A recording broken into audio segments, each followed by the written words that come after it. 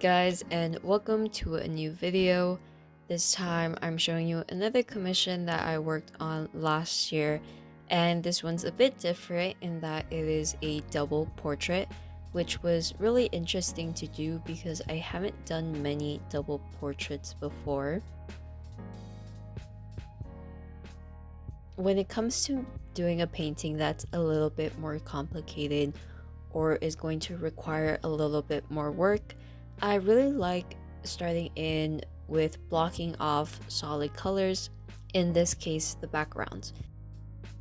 Now the background in this is pretty unique in that I was going to be adding some words, some numbers, which isn't something I usually do when it comes to paintings.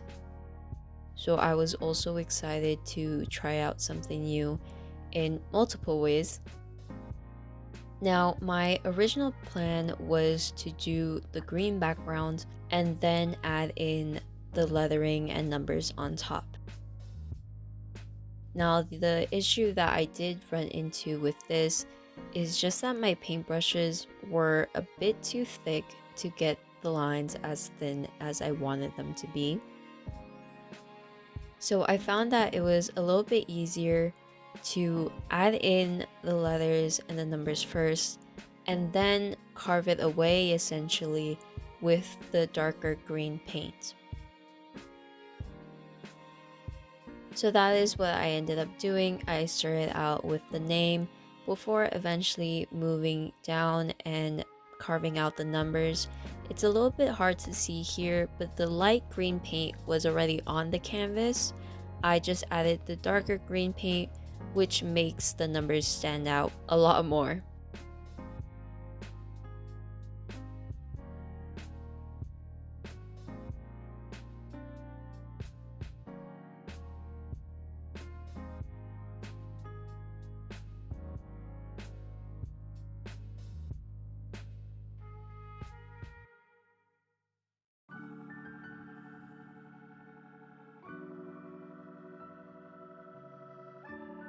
And once I had the background nice and solid, I moved on to the clothing. Now, the background, I specifically chose that sort of darker green in mind with the clothes that would be going on to the portraits. I knew it was going to be on the darker, kind of cooler side of things. So I wanted to keep that in mind. So for the clothing, as you can see, I went with a darker green, a little bit darker than the actual background, and that took about 3-ish coats to get a really nice and solid base. And I really wanted to make sure I had a solid color everywhere on this jacket because I would then be going in and making a pattern on top. And I did this just by watering down some black paint and sort of freehanding the pattern, the design that I was seeing. Now the actual pattern on the jacket looked a little bit more like houndstooth, a mix of houndstooth and gingham. I wasn't going to be able to replicate that exactly. So instead I sort of freehanded the more abstract shapes while also keeping in mind the form of the jacket and how that lays on top of a person and how that then affects the actual pattern that you're seeing. And the great thing about doing this with a little bit watered down paint rather than paint directly as is that if it was a little bit off, it was very easy for me to just wipe it away with some water and adjust the pattern later on. And with the pattern done, I went in and just focused on finishing up the rest of the clothing. The pattern really was what took the most time. And then I just finished it up by adding in the sort of black trim onto the jacket.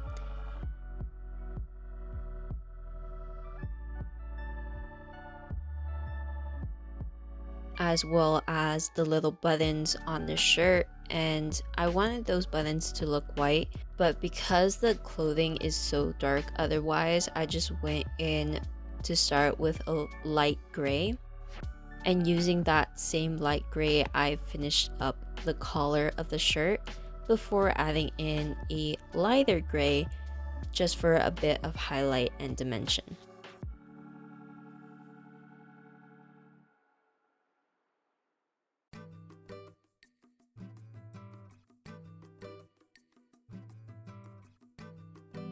And with the clothing done, I decided to use some of that leftover paint to do the hair. I used the lighter white, or the lighter gray, I should say, for the first portrait, and I ended up mixing out a darker gray just to start on the base of the hair for the second person. And I also ended up mixing in little bits of brown for a bit more dimension for the strands and just the form of the hair. And I tend to jump around with portraits. It stays the same even with a double portrait. And I really just like letting my acrylic have time to dry. I know acrylic is a fast drying medium, but when it comes to working with acrylic in a more watery state, I do like giving it some extra time to dry. So with that, I ended up moving back to the first face, starting with some of the shadows and then laying in some more highlights.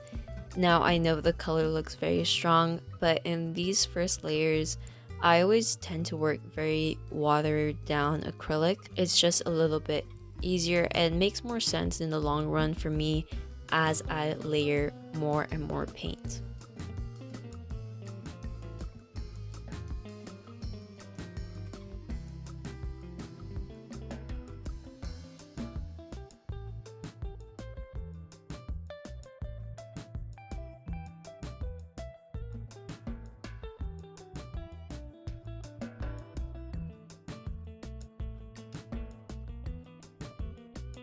Now, once I have the first couple of layers done with acrylic, where I've established my shadows and my highlights a little bit more, I go back in and I start refining both color, shape, as well as value how dark I've made something, how light it needs to be, as well as just blending in between all these new colors that I'm adding.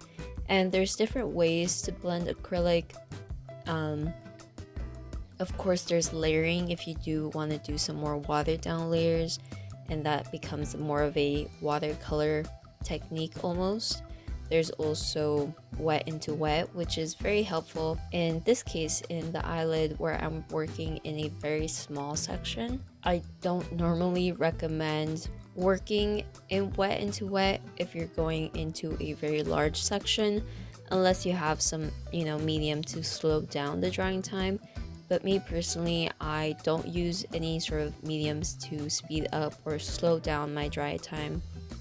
I just use a spray bottle with water and that's it. And of course, there's also dry brushing, and I go a little bit more into how to blend acrylic in a different video, but it really is just finding what works for you.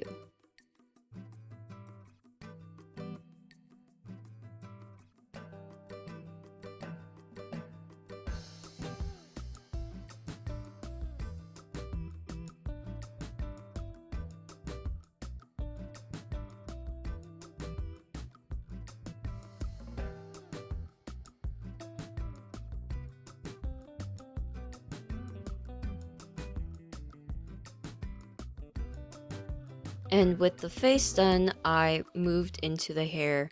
Now, the thing about painting somebody with white or gray hair is that I didn't want to automatically start off with white or gray.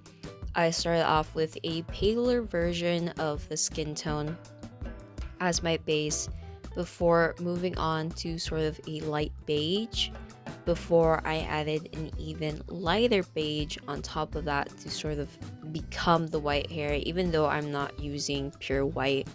And I do a little bit of brush strokes to kind of imitate hair texture, hair strands.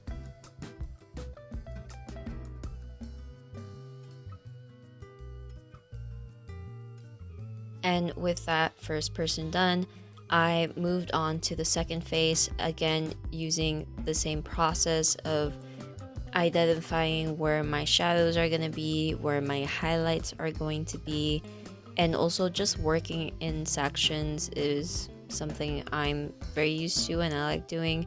So I'll like work on one side of the face, whether that's the cheek and then the eye, and then again just building up highlights, which I know look very intense here, but this paint is actually very watered down, so it dries into a much lighter and subtler transition between shades, but it does look very intense going on at first. And again, I just keep building up the form through these watered down layers, especially once I have the first couple of layers of acrylic done and I really only want more subtle changes. And with the face pretty much done, I moved on to the hair. Now at this point I had flipped my canvas upside down, just because when you spend so much time looking at a painting for so many days and hours, your eye gets used to what you're seeing and you can't really notice what is wrong or what is right. So it's just a nice way to get your eye to see the painting in a new way. And then I just added the finishing touches onto the earrings, a little bit of highlights and shadows.